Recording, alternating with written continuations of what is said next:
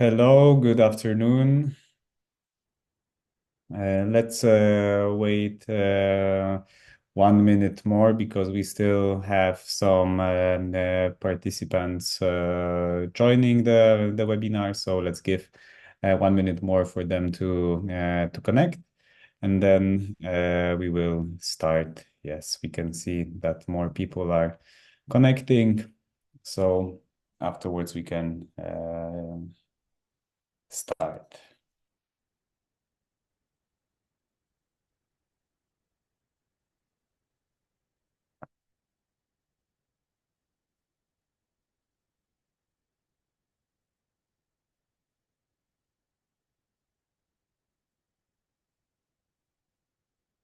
Okay, I see that there are more people in the waiting room, so we can let them in.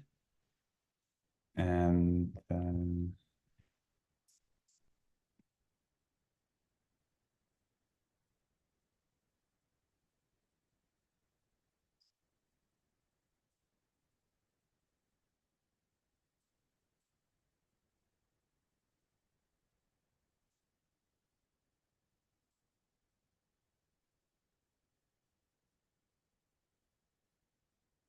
okay, so I think that we can slowly start and continue.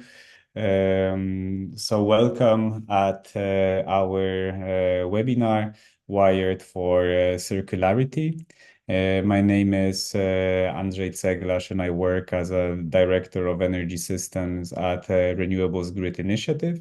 And today I'm going to moderate the webinar that is dedicated to circularity approaches being implemented within the development of energy infrastructure. So before we start, there are a few housekeeping rules that I would like to mention about. So this webinar is being recorded. This is a part of RGI's best practice webinars, and it will be uploaded on RGI website as well as to our YouTube channel. We encourage you to have your cameras on so that we could better see each other. But at the same time, it would be good if you keep your microphone muted so that there are no background noises during the webinar itself. Also, for better identification of the participants, of the audience, we would invite you to not only name yourself, but also include in your name the organization that you represent.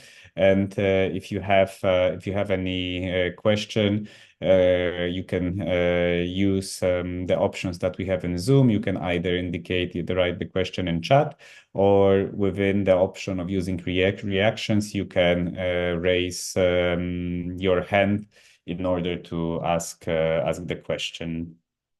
So today's agenda is as following. We have foreseen this webinar to last 1.5 hour. And after setting the scene, we will have three presentations by our great guests. Jinlei Feng from International Renewable Energy Agency, Nicola Magnani from European Commission's JRC, and Marcela Mantilla representing the French TSO RTE. So as you can see, we will follow a kind of gradual approach while discussing the topic, from presenting a global perspective into a European one, and some approaches being implemented by a national grid operator. And after this three presentations, we will have a Q&A session with our audience, and closing at the end of the webinar. Before we start, just a short information: who is RGI and why we are working on the topic. So, Renewables Grid Initiative is quite unique actor at the landscape of the energy transition, because we are bringing industrial actors and civil society actors to work together and develop and implement electricity grid that is needed to progress with the energy transition and decarbonization, but in a way that also integrates nature and societal considerations into account. And this is how actually our work is structured. So while grids are in the center and are highly technical topics, we know and we learn that grid development it's a very complex task for which also nature and society needs to be taken into account. And this is how our work is structured. And with the topic and idea behind today's webinar, we are combining, let's say, two dimensions from RGI's work. The first one is related to social dimensions. So within our work and within our tasks, we are trying to identify and collect best practices that are being developed and implemented by grid operators, but also by other actors that are involved in the energy transition, which we collect, which we publish, which we share the information about. We discuss them to allow for knowledge exchange and also production of new knowledge. And here also in the slide, you can see a picture from from a ceremony of RGI Grid Awards. So among the best practices that we are collecting every year, we organizing RGI Grid Awards for outstanding practices in three categories related to technical aspects, stakeholder engagement and communication, as well as nature protection. And this ceremony of RGI Grid Awards is usually taking place during the PCI days. I also invite you very much to join the PCI days, which will take place in 2 weeks in Brussels, and another RGI awards ceremony will take place there. Within our technical works, there are four different work streams that we are developing.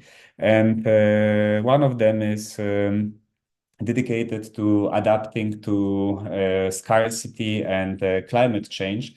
As we are observing a scarcity of many resources, that's why we are also exploring and discussing about the topic of circularity. And we would like to collect the knowledge and also share it with our partners and with different actors. So why exactly we identified circularity as an important topic? So different estimations show huge needs related to grid development and expansions, which is needed in order to integrate the renewables to realize and implement energy and climate targets set up by the European Commission. And one study done by a member says that 30,000 kilometers of existing lines will be modernized, and more than 34,000 kilometers of new lines should be built across Europe by 2030, whereas those investments are being estimated to reach more than 580 billion euros by the end of this decade.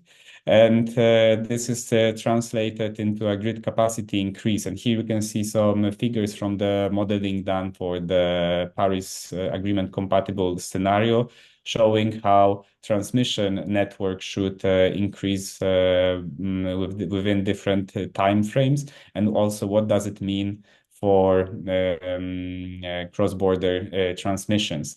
And such huge expansion of the electricity grid means that this development will require huge investments, as well as the use of different materials, metals, and other components that are essential to expand the grid. And also here you can see just a snapshot of the of the needs that are related to offshore assets for wind and grids.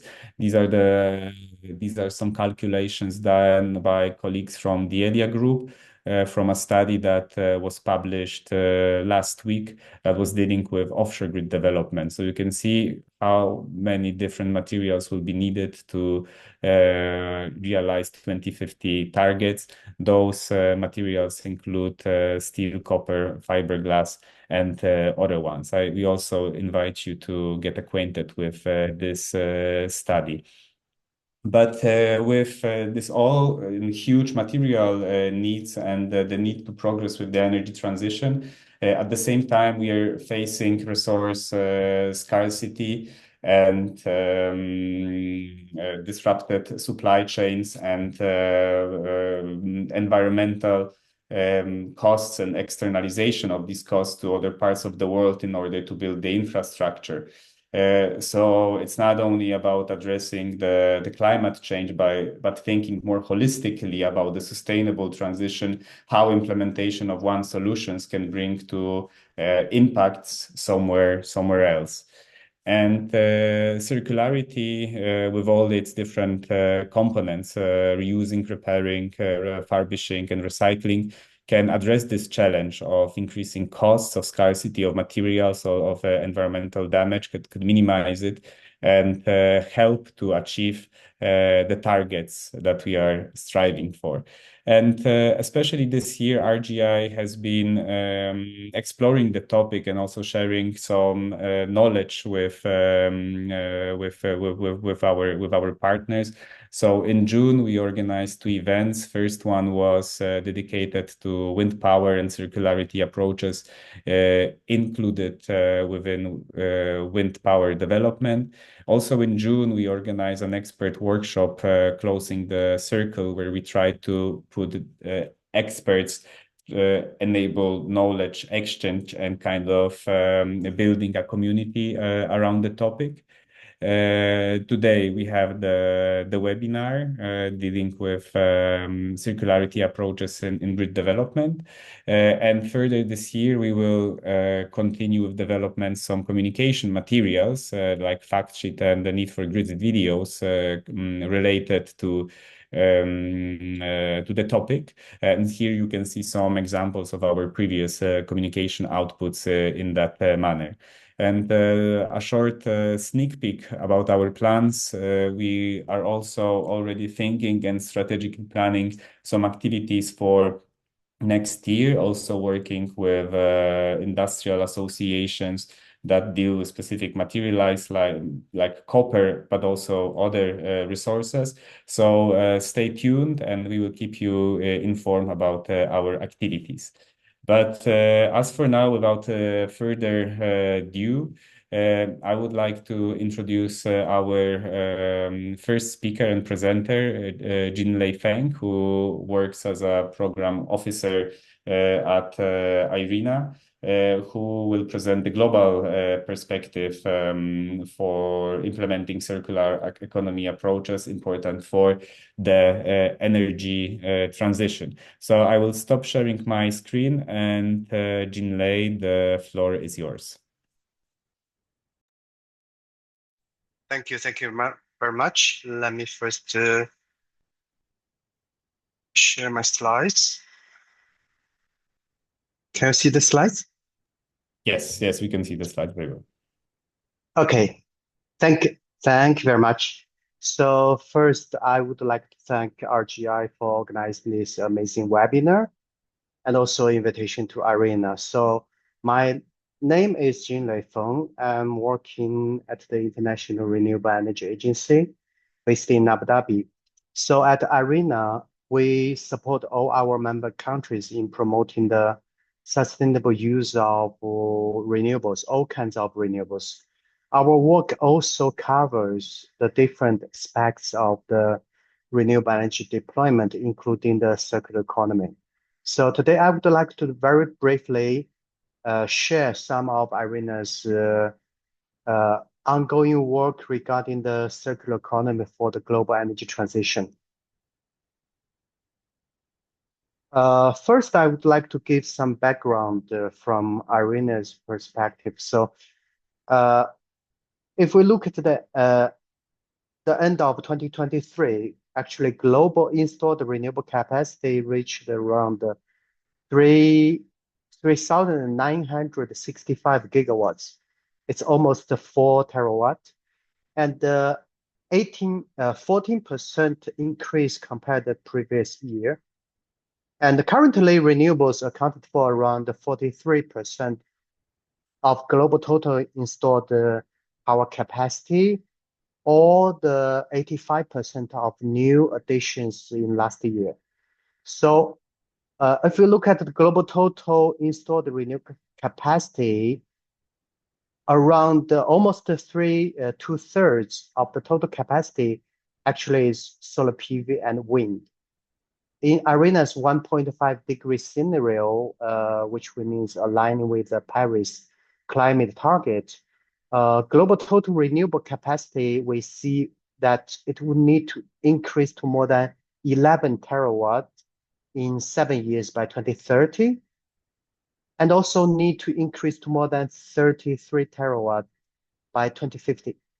So it's a huge increase in the following decades.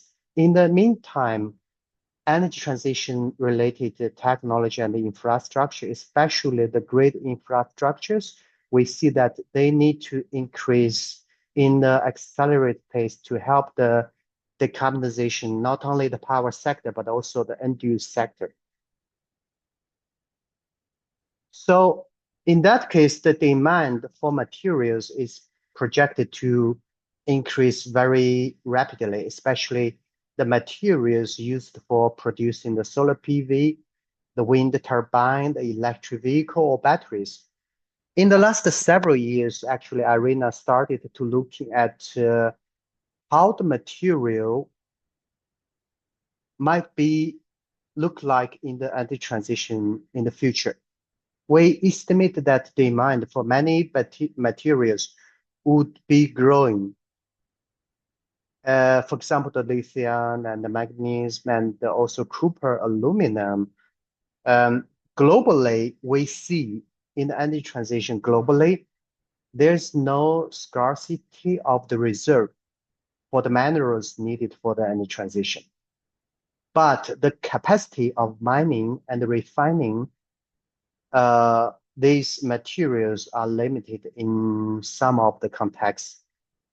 If you look at the short and the medium term, the market constraints are likely to emerge, especially due to the underinvestment in the upstream activities of the value chain.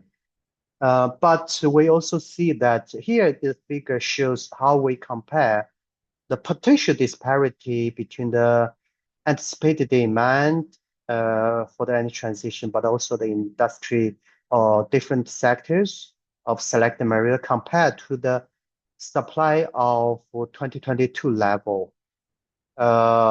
You can see that some of the demand by 2030 might indicate more larger gap. For example, cobalt, lithium, and also nickel, more than half. But we also see that assessment on the demand and the supply balance at global level, it's very difficult. And also it's a very dynamic and continuous change. We had the estimation based on 2022 data, but it has been keep changing because we all know that the political, the economic and technology factors, they are keeping changing every year.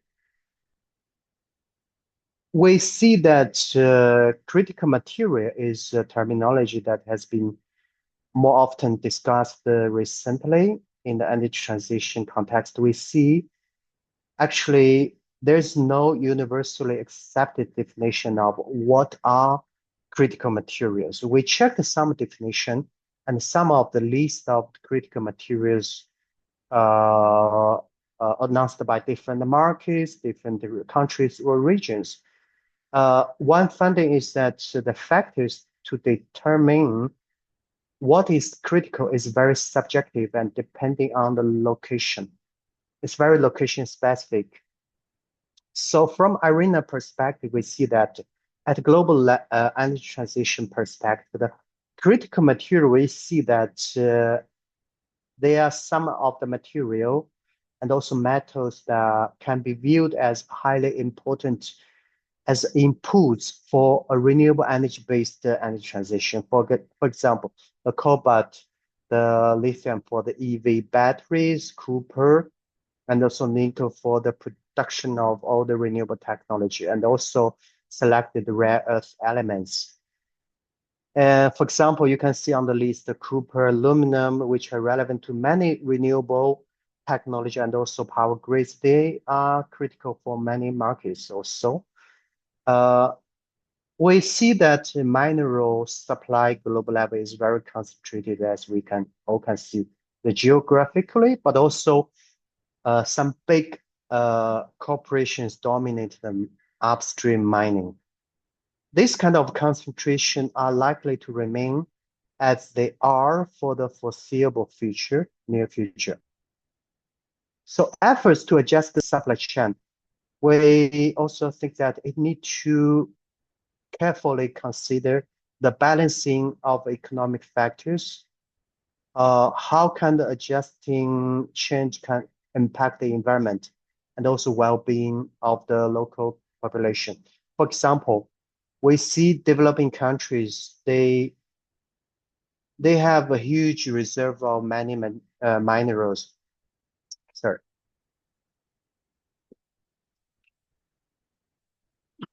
They may have the roles in improving the supply chain resilience, but the key question is it should not just increase at the global level the exports of the developing markets to export to the primary ores from the developing markets for all these needs, but also move up the value chain and create more added value and benefits to local community. Another relevant issue we see is end-of-life management of all this energy transition-related technology. We have started looking at assessing the potential weight of end-of-life for materials, different technology, for example, solar PV and storage batteries. Here, the figure you can see is a forthcoming study. We estimate that the weight of global end-of-life solar PV by 2035 will reach more than 12 million tons. By 2050, it will reach more than 200 million tons of the cumulated end-of-life solar modules. So this is only solar modules. Most of these end-of-life PV will be generated in China, European Union, and the US, more than half of global total. If we look at other technology like wind turbine and also like what RGI has published, the different technology or lithium battery, the sustainable management of the end of life treatment of these products will pose a potential challenge to all the markets. So circular economy is the most important and the promising solution to address both the challenge of the material demand, but also the end of life management. And we all know that reduce, reusing, and recycling are the most mentioned principle. And also many other principles like refurbishment and manufacturing also discussed. I would like to highlight two messages. So first is that even though recycling has received some attention for industry and policymakers, but we see reusing of the component and some of the products, they are still functioning and can achieve better environmental benefits and also under much lower costs. For example, the reusing of solar wafer, reusing of the battery from EV to other storage applications, or reusing the components of the grids or turbine, they can tap huge potential, especially for the developing and the emerging markets where resources and the capacity are very limited. Another point I would like to highlight is circularity-based design of the products or processes. This is relevant to the reduce, how we reduce. So this means that we need to make energy transition technologies like the solar PV have higher efficiency, the energy output, or make their get longer service time from 25 years to 50 years, or minimize the use of hazardous materials. The circular economy can bring many economic, social, and environmental benefits. So, IRENA, we also have estimation that just recycling of the PV, based on what I mentioned, the 1.5 degree scenario estimation, they can generate over $20 billion of market value of the recovered materials like silver, copper. And they can also, these facilities, the reusing recycling facilities can create many jobs and also provide a large amount of raw material, but also the environmental impact linked with mining activities can be avoided. It can also reduce the pollution associated with landfilling or unsustainable waste treatment. But there are many barriers to promote the further adoption. These barriers including technology barrier or cost or lacking of information and others. So from IRENA perspective, we see that policy and measures are urgently needed to overcome these barriers. We have uh, identified some of the key policy tools.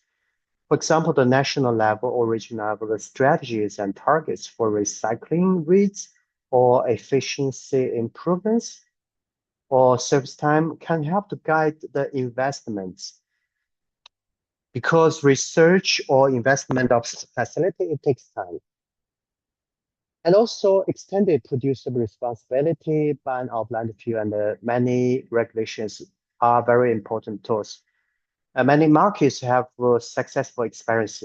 For example, the European Union. We have experts from the GRC. We share more on this case. We also see that reliable and accessible data and information are very important for all the stakeholders based on which they can make proper decision or investment or practice. The industry guideline and the voluntary program have played a very important proactive role at the current stage, and they can complement with government policies. We also have experts from RTE. They will share valuable experience on this practice. Uh, a very important part we see the international collaboration and the efforts to promote standardized the guideline, the harmonized the platform will be also a key enabler to promote the sharing of experience and practice in different markets. So to summary, the global energy transition requires accelerated increasing of renewables and all the energy transition technologies in different energy sector. This brings huge challenge related to the material demand and end of life management. Circular economy is the most promising and most important option. Solutions are available, but barriers remain many. So policies are needed to further incentivize stakeholders and promote the best practice, help the adoption in all the markets with different contexts. So thank you very much. I will stop here. Thank you.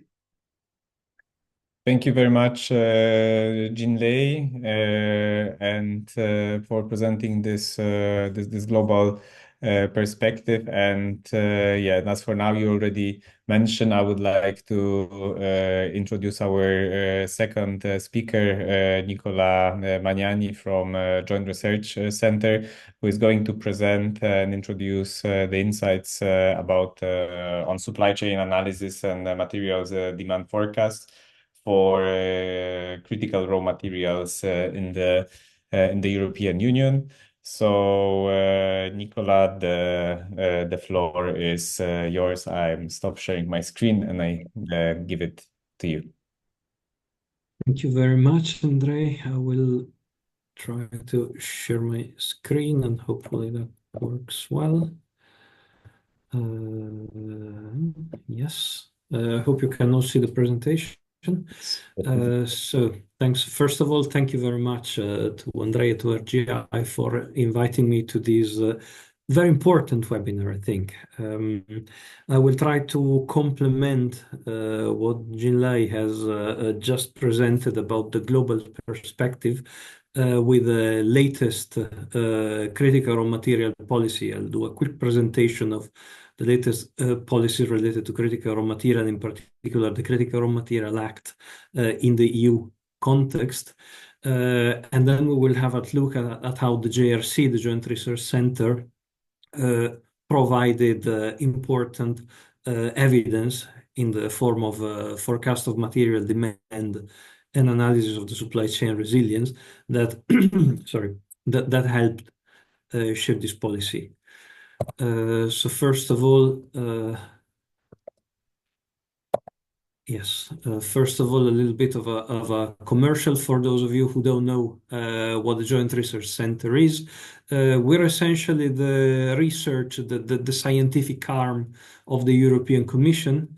We have these three keywords: anticipate, integrate, and impact. So what we're trying to do is to bring scientific evidence to the policymakers.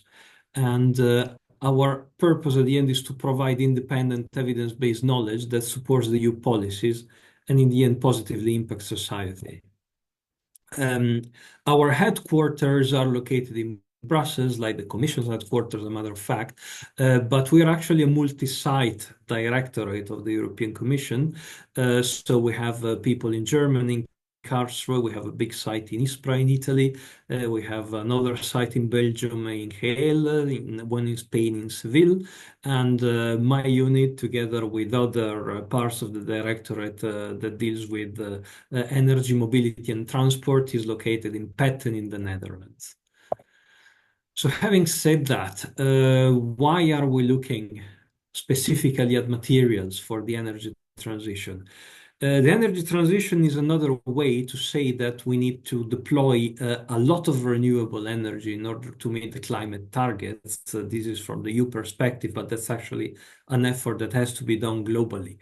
So in other words, this is a shift from basing our energy on fuels to basing our energy on technologies. Technologies require manufacturing, and manufacturing requires materials. So the way we normally put it in a buzzword, in a buzz phrase, if you want to take it like that, is that the energy transition is ultimately nothing but a materials transition. So manufacturing your vehicles, deploying the renewable energy plants, wind farms, solar PV farms, expanding the power grid, building the batteries that will be required for storage, require a lot of raw material and a whole complex supply chain that brings us from the beginning, from the extraction up to the final technology. And we have to look into that. IRENA just actually gave a very good presentation on why you need policy for this kind of thing. And this is what the European Commission have done and what the co-legislators has actually brought into force earlier this year in May, the Critical Raw Material Act. The aim, as you can see there, is to ensure that we have a secure and sustainable supply of raw materials that can support the energy transition and in general the transition to net zero. As you all know, the European Union was the first to pledge becoming a net zero continent in 2050, and this still holds. There are four pillars to the Act. The idea is to strengthen all of the stages of the critical raw material value chain in Europe, to improve the capacity to monitor and to understand and to mitigate the risk of disruptions to critical raw material supply, a diversification of the critical raw material import in order to reduce strategic dependencies. We want to avoid that we depend for the biggest share of the import of any particular raw material on one single country, for example, and to improve the circularity of sustainability of the whole value chain.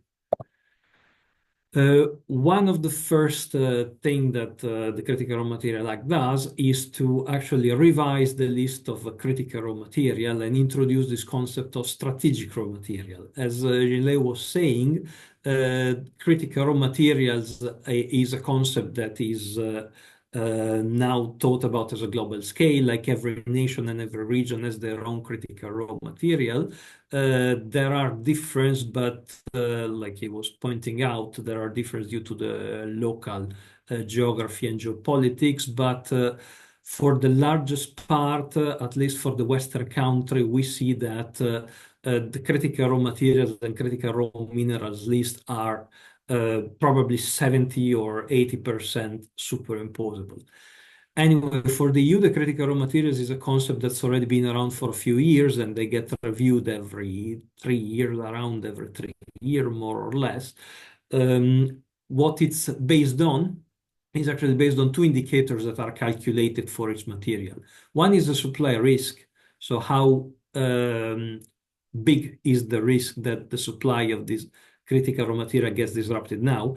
And another one is the economic importance of this material for the EU economy. Now, both of these indicators are calculated with the latest data, and that was thought not enough when the Critical Raw Material Act was being prepared, was being drafted, in the sense that we see that a lot of this material have a big foreseen growth in their demand. So in order to be a bit more future looking, the concept of strategic raw materials was introduced in 2023. That's a subset of the critical raw material selected by two additional indicators. One is that a strategic raw material has to have a key role in the strategic technologies for the EU, so energy, digital transition, defense, or space. And the second criteria to select a strategic raw material is that it also has to have a strong projected demand growth. So that's not outstripping supply now necessarily, but that it risks growing so fast in the next few years that it will outstrip current supply. So this is the list that came out of this process, as you can see. There are several critical and strategic raw material. You will have seen that most of these were also at the top of the list, of the global list that IRENA has presented earlier, that was in the IRENA presentation earlier. I will just note that the foresight, the forecast demand was very important for two strategic raw material, copper and nickel, because according to the indicators that normally define the critical raw material, this would not have been critical at the moment. So they were included in this list only based on the fact that they are strategic, that they actually the two criteria for including in the strategic materials are respected. They are critical for strategic technologies, such as, for example, the expansion of the grid for copper and the batteries for nickel. And we forecast a very big growth in the demand for these two materials if the 2030, 2040, 2050 targets for the energy transition are to be achieved. Other than that, of course, the CRMA doesn't stop here. The idea is also to create a secure and resilient supply chain of critical raw materials. So, for example, looking at the instruction, the idea is to streamline permitting procedure for critical raw material project, also better access to finance and shorter time frames for some of these projects that are selected as strategic importance, improve the supply chain monitor and imposing stress testing obligation for the critical raw material, for the supply chain of all critical raw material, and also have an obligation for the large companies who are into strategic technologies to have risk preparedness procedures and evaluations in place. Gilles also pointed out that having targets and benchmark is very important, and the Critical Raw Material Act has four very important ones related to strategic raw materials in this case.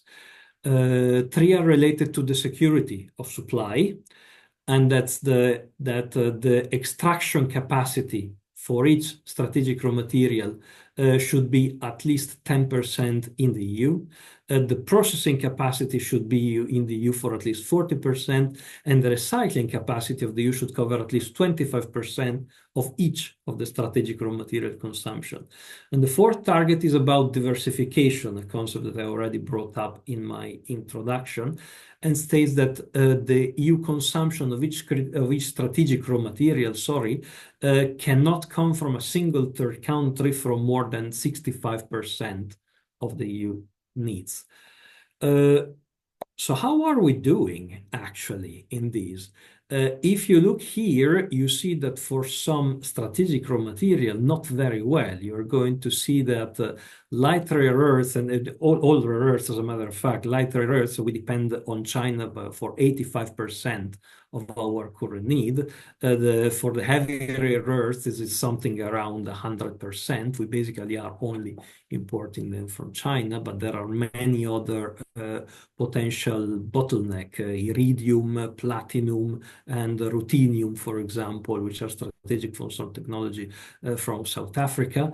Cobalt, another very important material, both for magnets and for batteries, comes more than 60% from the Democratic Republic of Congo, and so on and so forth. So we really have to look into diversifying.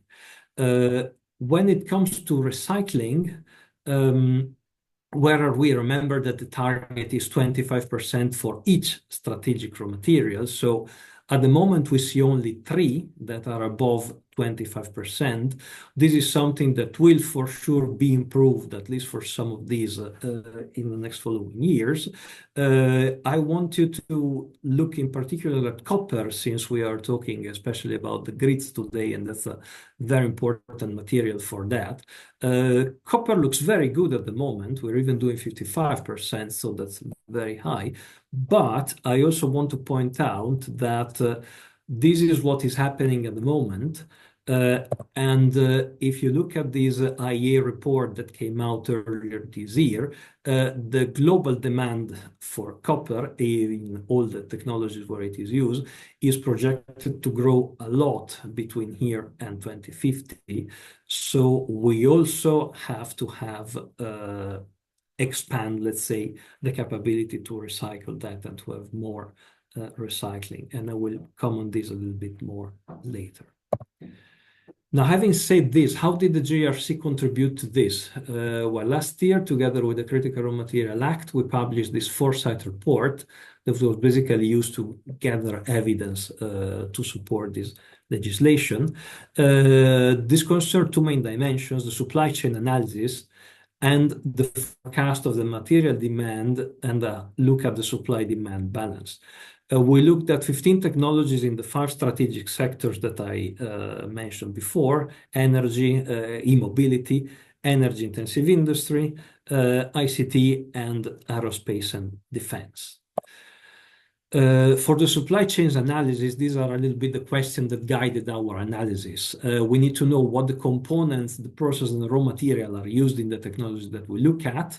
We have to look at the supply chain and see where the vulnerabilities could be in Europe. And we have to judge if there are actions that could be taken to overcome the potential bottlenecks that could disrupt the supply chain. Now, this is an example for wind energy, like I say, one of the technologies that we look at. The first step is look at each component that go in a wind turbine and map which raw materials go where and what is their role in this technology. So amongst the strategic material, you're going to see, for example, copper in cables, inverters, generator winding, nickel in the stainless steel for the different components. Manganese also a part for the steel production, but in particular the rare earth that go into the permanent magnets for the generator, let's say, for the wind turbine generator. So once you do that, you can look for each raw material, process material, and component, how much is our reliance on third country imports. And the red bars are where our reliance from third-party countries is considered critical. And as you can see, there's a lot of those, in particular on the left column of the raw material. We are also not doing too well in the process material. Let's say there are more process material where we can be more self-sufficient, but not the most important one, the balsa wood that's critical to build the blades of the wind turbines, for example, and the neodymium iron boron alloys that are critical for the permanent magnets, and also for the components. We are a little bit too reliant on imports. So as a general analysis, you see that actually each of the step of the wind supply chain, apart from the final assembly, the dot on the right, that's just like putting together and deploying the wind turbine, we see it as a little bit critical. And that you see, if you look at the dark blue bar at the top of the histogram and at the red bar that symbolizes the percentage of dependence that we have on China on these, we're doing particularly bad on the raw material side. When it comes to demand for side, these were a bit the guiding question. What will be the future demand for these technologies, components, and raw material? How does that compare to the supply? And which of these materials then have a critical demand growth? So what we do in this sense, we base our forecast analysis on three factors that you see there. One is the deployed capacity. And of course, we have to know how these evolve between now and 2050. And this is relatively easy for us, at least for the European side, for the European Union side, because we use the targets that are put into our EU climate law for 2040 and 2050. We have to look at the material intensity, and that's more or less what we did, what I showed in the first slide. Where are the critical raw material used in each technologies, and how much of this critical raw material on average for each technologies gets into each gigawatt of deployed capacity. And then we have to try to predict the technology shares. So for each sector, how much of each sub-technologies will be dominant in the market, and what does that mean in terms of the distribution. We put all of this data together, and we have a demand forecast more or less like the one you see on the right, where the percentages on the horizontal scale are related to the current global supply. Actually, the numbers are from of the supply that we had were for 2020. And if you think that this doesn't look too bad because nothing gets above 35%, even in the high demand scenario on the right, think twice, because this is only for wind turbines. You have to do the whole thing for the whole 15 technologies. And we see an extremely strong increase, even in relatively low scenario. We see that for rare earths, for example, we could have a 9-fold increase between now and 2050, something that would completely outstrip the current supply. So as general conclusion, there's a lot that could be said, but I think these three are the key messages. In value chain of strategic technologies in the European Union have plenty of dependencies and vulnerabilities, in particular in the raw material step, and that's something that we have to look at. And we probably have to leverage the fact that we seem to see stronger in the final manufacturing of the technologies. So we want, of course, to meet the policy targets that we have for our net zero future, but we have to be aware that this will drive to an unprecedented increase in material demand. And that, like I said, this is not only going to be a European demand, but this is going also to be the case at global level. So the concern about the gap between predicted demand and future supply is actually very real for many of these raw materials. So where's the answer? I guess diversifying the supply sources, increasing our manufacturing capacity and extraction, etc. But as was already said before, in particular, enhancing recycling, reusing, and reducing for a stronger circular economy and going towards a real circular economy in the future. Thank you very much. Like I said, I'm very happy to have been able to present this. Thank you. Thank you very much, Nicola, for your presentation and also showing and explaining the magnitude and the scale of the challenge that we are facing.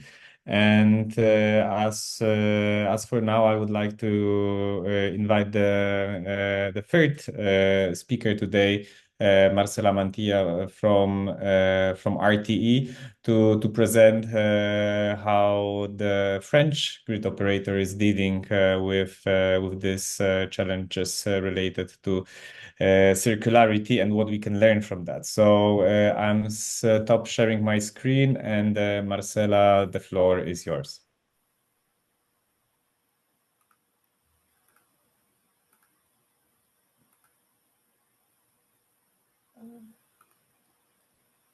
Hello, can you see my screen? Yes, we can see your screen perfectly. Oh, yes, now. Yes. Can you see there? Yes, we can see your screen, your presentation. Okay, thank you very much. So good afternoon, I'm Marcela Mantilla and I work from RTE, the French transmission system operator. And I'm happy to join this webinar and to share with you how RTE is implementing circular economy approach for a more sustainable and resilient grid. And also, I would like to share with you some of the challenges that still we need to tackle collectively. Before we dive in, I want just to thank RGI, Andre, team, and Natalia for inviting me to participate in this webinar. And also I want to thank Jinlei and Nicola for sharing all of this knowledge and experiences. So with that said, let's get start. So RT is the French transmission system operator. We are responsible of the high voltage transmission of electricity across France. So that means that we have several key roles that includes managing the flow of electricity from power plants to the distribution networks and directly to large industrial consumers. We also are responsible of maintaining and development the transmission network that includes thousands of kilometers of power lines and numerous substations. We are also responsible of balancing real-time electric supply with demand in order to prevent blackouts and ensure continuous availability of electricity. And also we facilitate the electricity market and enable transmission not only of electricity between different regions and also different neighboring countries through interconnections. And of course, we're supporting the energy transition by integrating all these renewable energies like wind and solar into the grid. And for that, we're investing in new technologies and infrastructures that need to be efficiency, reliable, and also sustainable.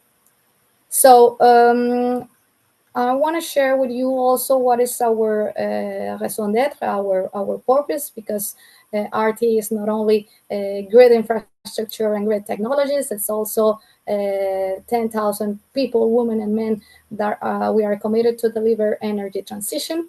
And this raison d'etre purpose encompass is our compass to guide our contribution to society, and provides a long-term grounding for RT's three mission as a transmission system operator that are mainly our corporate social responsibility policy. So one mission, it's about informing decision makers and different stakeholders to anticipate new challenges, behaviors, and opportunities by publishing forecast, trends, analysis, and assessments that are key to achieve carbon neutrality. We're currently working with our internal teams in our next SDGR, the 10-year development plan that normally is expected at the end of this year. Second, as a public utility, we are in charge of operating the grids. That means keeping an eye on the grid, controlling flows between the French regions and European neighborhoods, with doing forecasts about consumption in short, medium, and long term. And third, of course, we are enabling this energy transition by adapting the grid and rationalizing the way that we are doing. And in this in this mission, of course, there are a lot of new issues and stakes that are rising that are related to climate change, resource preservation, circular economy, and so on and so on. So today we are implementing this circular economy approach in these three dimensions. That means in foresight studies for energy policies, in sustainable procurement, and in circular economy and resource preservation policy. So for us, sustainable procurement is not something really new in RTE. We have a duty to enhance global and sustainable performance, and that is why procurement it is today not only at the heart of economic considerations, but also an integral part of social and environmental concerns. So since 2016, as a part of a voluntary approach, we have launched a sustainable procurement charter. And in this charter, we have included 4 commitments. One is to foster collaboration with suppliers and all stages of the value chain in order to create value and innovation for RTE, the partnerships, and also the community. The second one is aiming to promote more satisfactory working conditions, not only for RTE employees and workers, but also from its suppliers in terms of health and safety. Third, we really want to ensure our role as an actor of local development. That means that we are aiming to contribute to the, let's say, vitality of local regions and strengthening support of economic development in territories with a focus on SMEs and social economy sector. And last but not least, we have an engagement to reduce our environmental footprint when we buy products, services, and works. And this is how we have organized this our action in 2016. So when we're talking about reducing our environmental footprint, one of the levers is by having more sustainable procurement. And in this dimension, so we are encouraging contractors and subcontractors to protect environment, to their professional actions, their know-how, their contract commitments, and that's why we are taking into account feedback from their actions when we are awarding future contracts. We are convinced that the success of this kind of initiative relies on sharing the same ambitions with other stakeholders. So that's why in 2020, RTE with other TSOs, we have to launch a joint call for action to suppliers that it's called the Greener Choice. And the main idea was to promote more sustainable manufacturing services and logistic process.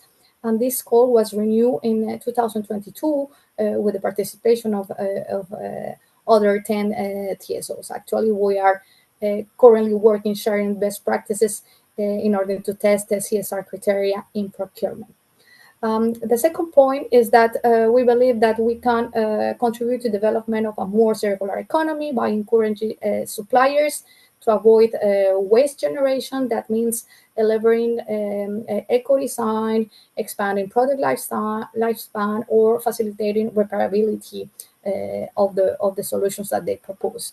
And last but not least, the idea is to develop a global cost approach based on life cycle thinking when we are going to awarding contracts. That means that we need to take into account all the stages of the not only the extraction, the manufacturing, the use, and the end of life of the equipment that we are buying.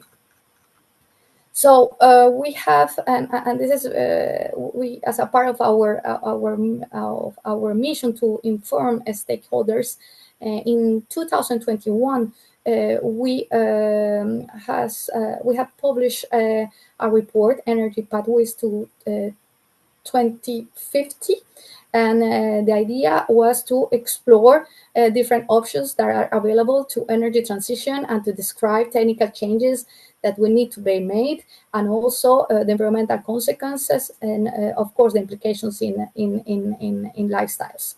So we have a specific chapter that studies the environmental dimension, and one of the key findings that are related to what Nicola and also Jen Lee have shared before is that today energy transition has caused a shift in the debate about resources.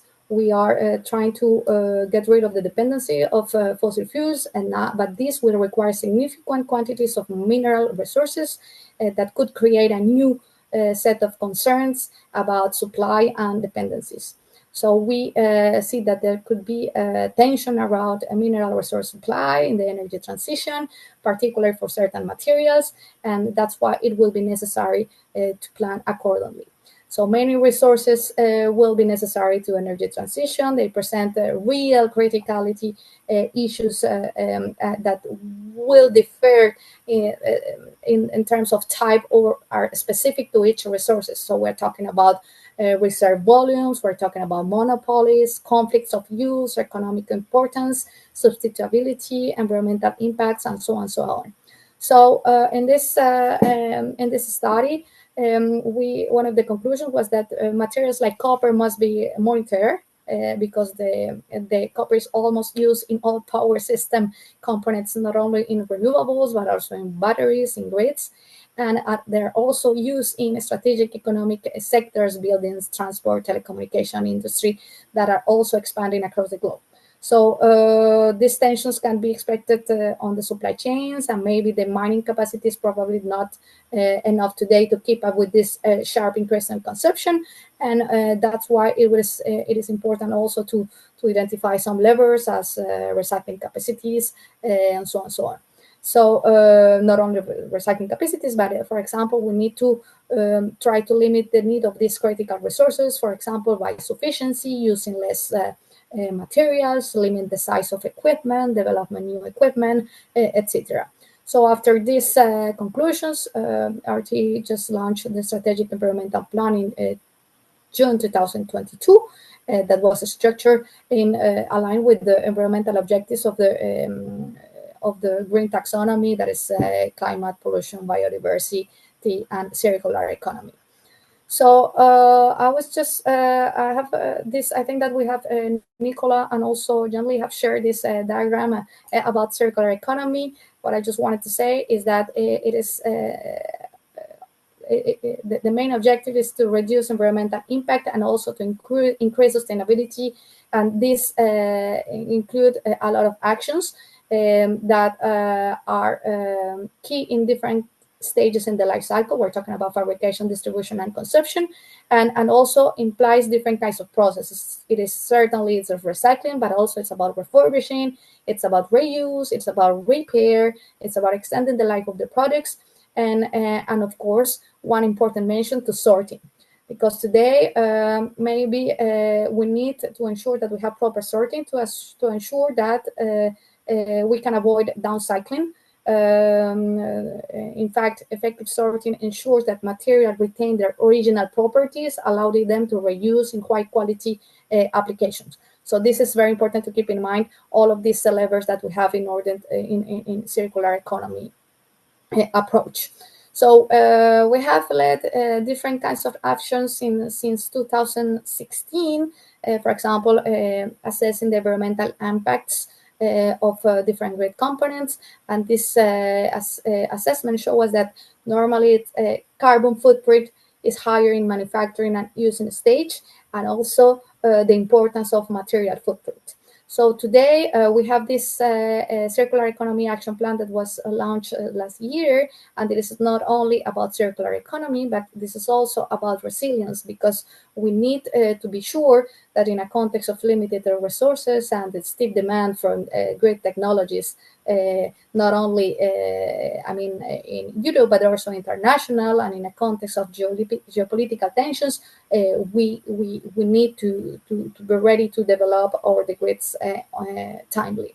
And that's why we believe that circular economy is part of the solution to foster more resilience. So this circular action plan encompasses different kinds of actions. That it's, for example, the inclusion of CSR criteria in contracts, the reusing and recycling of materials of great components in order to reduce waste, the integration of life cycle thinking approach in decisions, and of course, the question of methodologies and metrics. I will say that the starting point for this any circular economy, policy is LCS, is the life cycle assessment. So we are convinced that today this is the best methodology available and the best tool that allow us to make a holistic and multi-criteria assessment for environmental impacts in a product through its whole life cycle. And this LCA help us just not only to assess only one environmental impact as climate change, but also to take in consideration others like resource use for metals, minerals, water, particulate matter, energy efficiency, ozone depletions. So what we have been done is learning for this LCA. The first time is just to learn about the environmental impacts of great technologies. We also have used this methodology to compare different kinds of technologies when we need to take a decision to evaluate the possible consequences of different choices, and also to compare different kinds of projects to determine, for example, which is the option that offers that have less environmental impact, and of course, in order to identify which are the environmental sustainability criteria that we can include in clauses. So this methodology is crucial in order to make informed decisions about sustainability alternatives.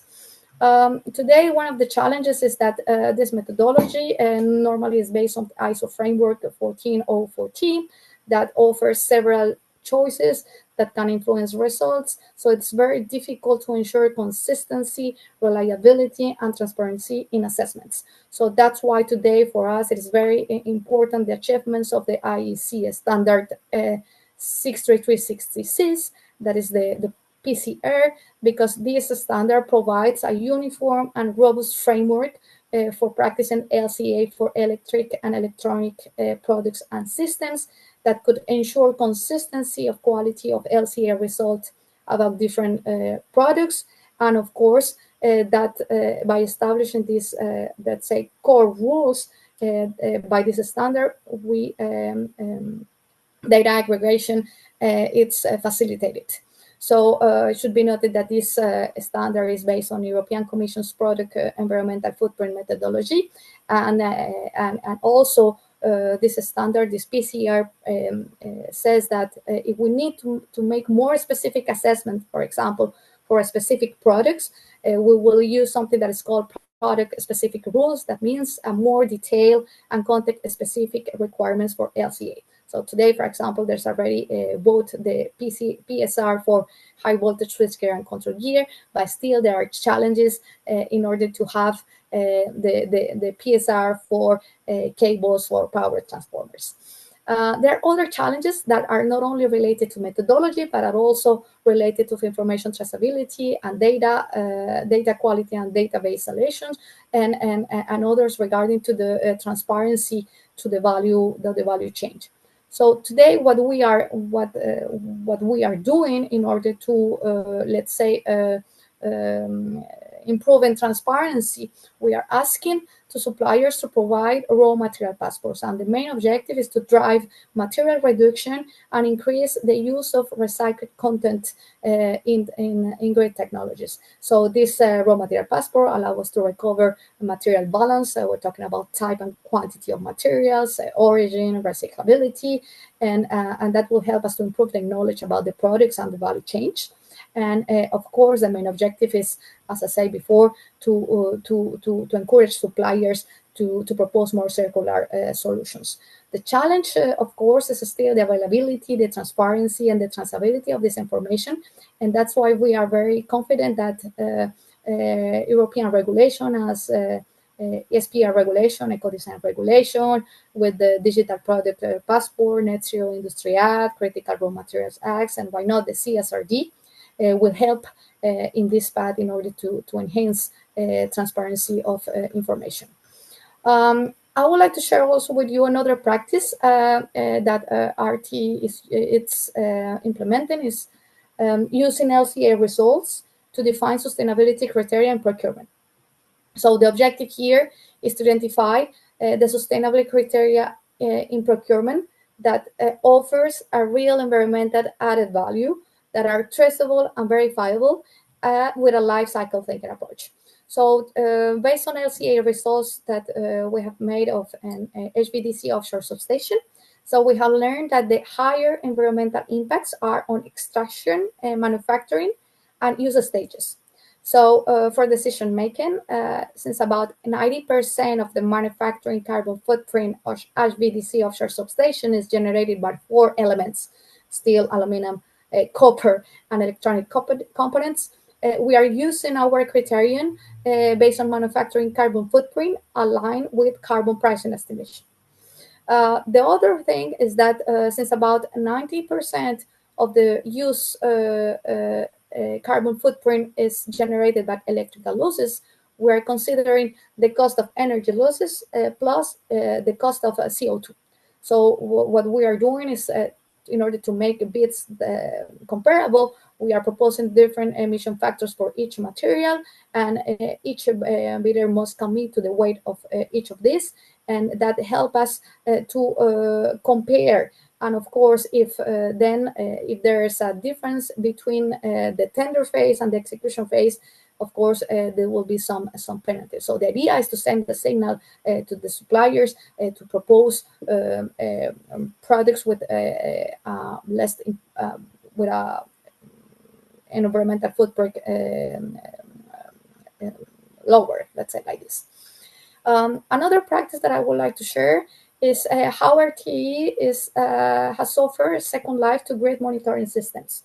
So at RTE, the commission management particular aims to recover this old voltage equipment that you can see in the first picture, and that it's originating from electrical substations that already have been digitized under grid monitor systems. So we have different principles of circular economy that inspire these actions. For example, supplying spare equipment to the teams for the maintenance of installations, and also recovering still functional all low voltage installations for reuse. So what it is important to mention here is that the involvement of our partners and specialized service provider was essential in order to ensure a smooth process execution of this decommissioning management that in one hand allows to recover still functional equipment reintegrated into the supply chain, and in other hand foster a more responsible waste management strategy, emphasizing recycling as much as possible. So we have made different tests with our partners. Today, for example, we have an impressive recycling rate of 98% of waste that has been valorized. Another practice that I would like to share with you is how RT has changed its replacement policy for instrument transformers. So instrument transformers is a type of transformer that are used to measure electrical parameters such as voltage, current, and power electricity systems. And what we have, we have 3 considerations. The question was if there was a possibility to reusing dismantling young equipment, given that sometimes we have three situations. Any equipment that poses safety or environmental hazards should be replaced as soon as possible because we need to eliminate that risk. The second one is that some equipment is designed to operate until it fails, which means that it's not actively maintaining to prevent breakdowns. So sometimes it's advisable to create a pool of such equipment, and sometimes these units are chosen because they have low operational consequences if they fail, but meaning that if there's a breakdown, it would cause significant issues. And third, normally the idea is that sometimes the equipment should be replaced on a specific age criteria, so that we take a decision by a risk analysis that consider not only the cost of failure, but also the probability of the failure occurring. So what we have done is reusing instrument transformers that had been discarded prematurely in relation to the lifestyle, but developing more circular economy. So the main ambition is to not scrap equipment that is still usable, but to encourage more the reuse of such equipment to promote circular economy and reduce waste. So, for example, there are usable instrument transformers that can still be operate for 30 years and come from different rehabilitation projects. Now the teams are currently studying an organizational structure that involves various stakeholders, not only internal but externally, and they are exploring and defining how and where equipment is going to be stored and which are the processes for transport it. So what I wanted to say that all of these actions needs a strong collaboration, not only between internal departments in RTE, but also with external partners in order to have a chance to succeed in this kind of actions. Another actions I would like to share with you is that we're currently exploring actions for a complete renovation of disconnectors. So the disconnectors today the current situation is two options. So first, so we're talking about a full renewal. That means that we're going to remove and scrap the disconnector, and then that means to install a new disconnector. Or the second one is a partial renovation that consists on retaining some existing components, and that normally that could be potentially reusing and refurbish. So this is the actual situation. Now, what we are exploring are new opportunities. So the main objective is to renovate circuit breakers in other projects, and this could help not only to improve our CO2 balance in order to reduce our environmental impacts, but also renovation is generally more cost effective because it also represents a shorter lead time comparing to acquiring and installing a new equipment. And of course, last but not least, all of this refurbished process often requires a skilled labor that can lead to this job creation in local community that is very important regarding our corporate social responsibility. What I wanted to say is that reuse, repair, and refurbish is also levers of this circular economy.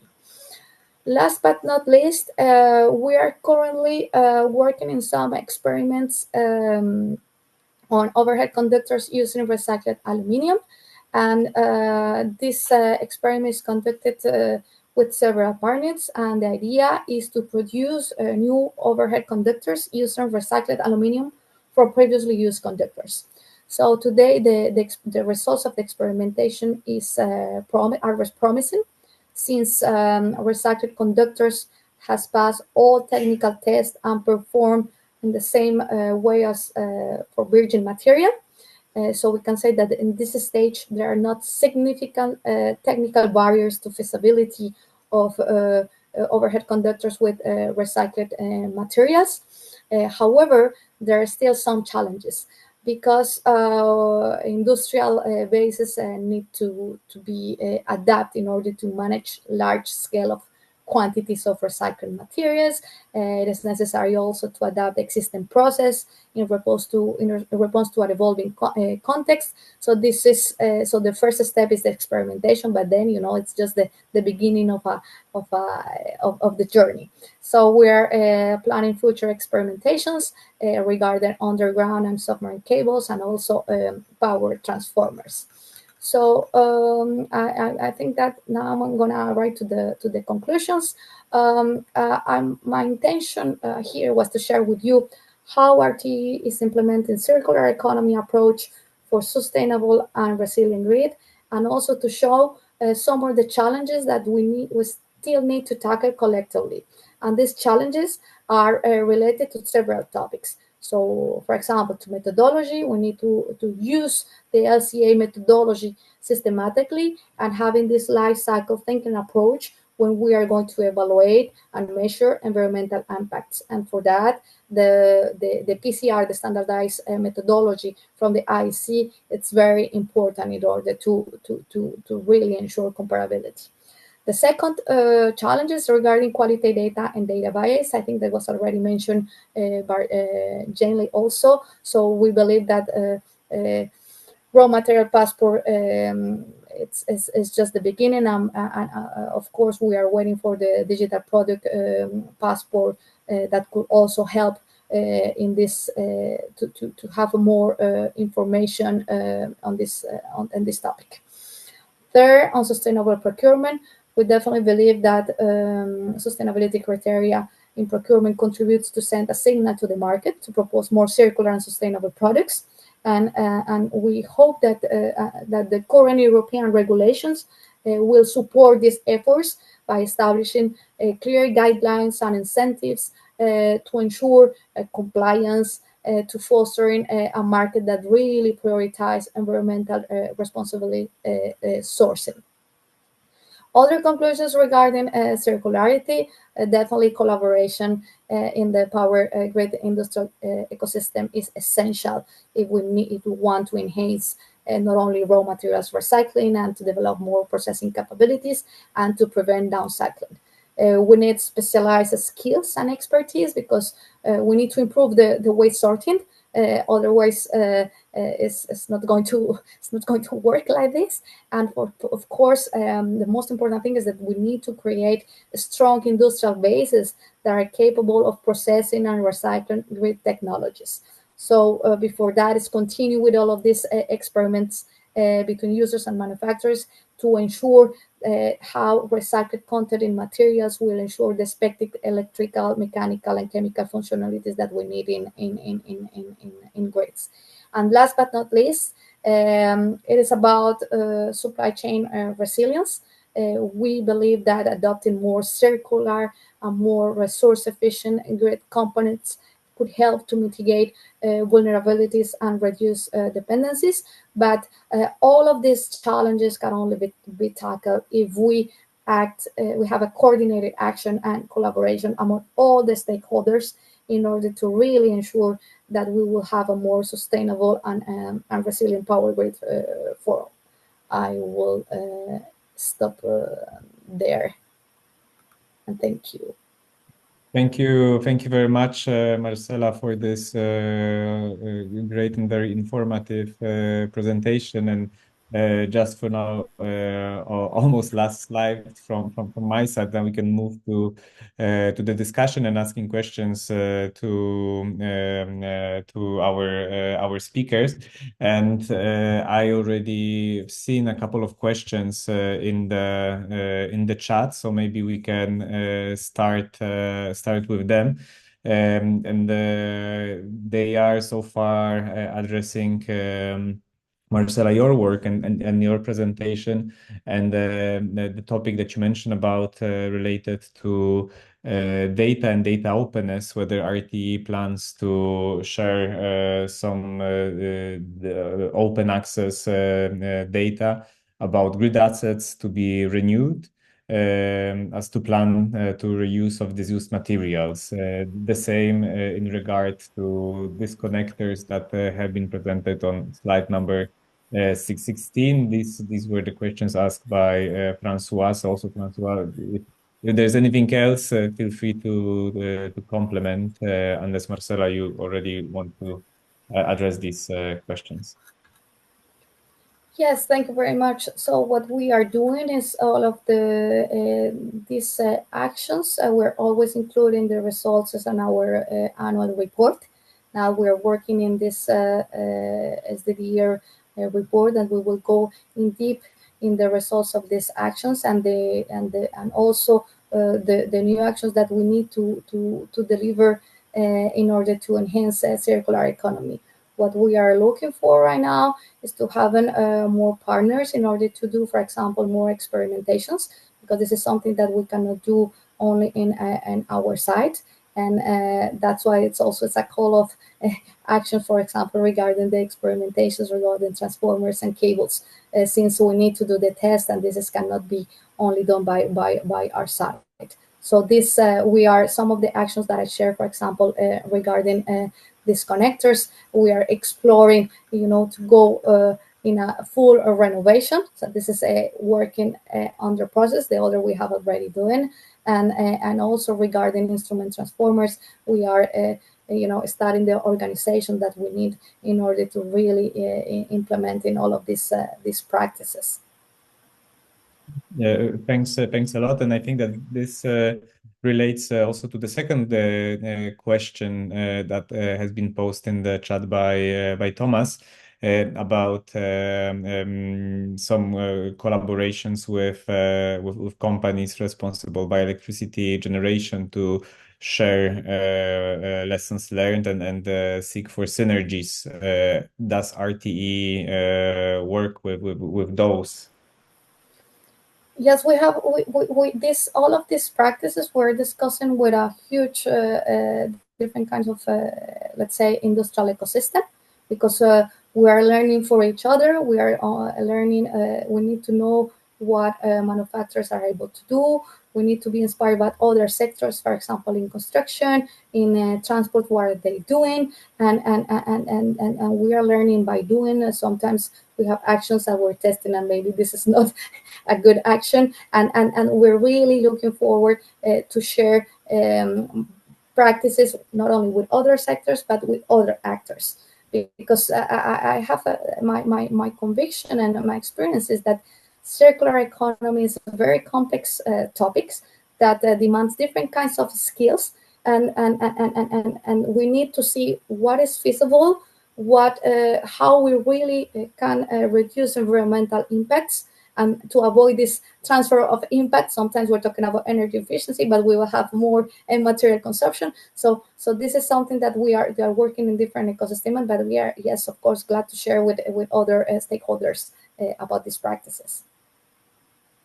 Thanks, thank you very much, and also maybe to add from our side that within RGI we are also very much interested to build such collaboration with different actors, with different sectors to promote such a transfer of knowledge. So we also encourage all of you to let us know, and we'll do our best to facilitate such exchanges. And this webinar also serves to share that knowledge.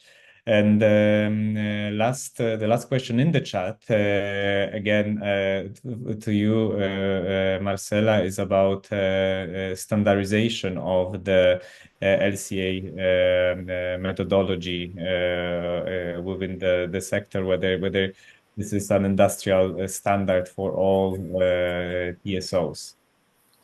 This standard today, has been the IEC 62366, the PCR, just to call it like this. It's a standard that's made by the IEC. IEC is the electrotechnical standardization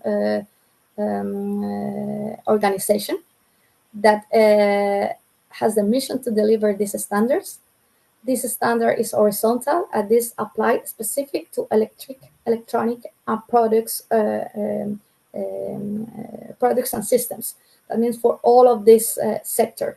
If we, for example, we're talking about another sector, general sector that is not related to electrical, it's not going to apply. But this applies to all the electronic products and systems. It's already been voted. This is the PCR, and then is the declination of this PCR. Already exists for high voltage switchgear. Now, the standardization, the IEC needs to go to develop the PSR for power transformers and cables. So definitely, this is the methodology that everyone needs to apply for electric and electronic products. Thank you very much, and maybe Again, there's another question in the chat just popping up, and Marcela, to you. The question whether you could further develop the recycled aluminium route. Is it recovered aluminium melted or in third-party facilities, or and the new wire rod is produced? Now what we have done, the first experimentation is to know if it's possible, to include recycled content, and if this recycled aluminum content will will have the same will perform as the virgin material. So we are there, but this is only the first. Then we need to do a more experimentation in order to know if it's possible to do it, let's say, with high volumes, etc. This is only one experimentation on this of this specific aluminum, and we have made it with some conductors, overhead conductors that we have in order to test, and with our partners. Now this is only the beginning.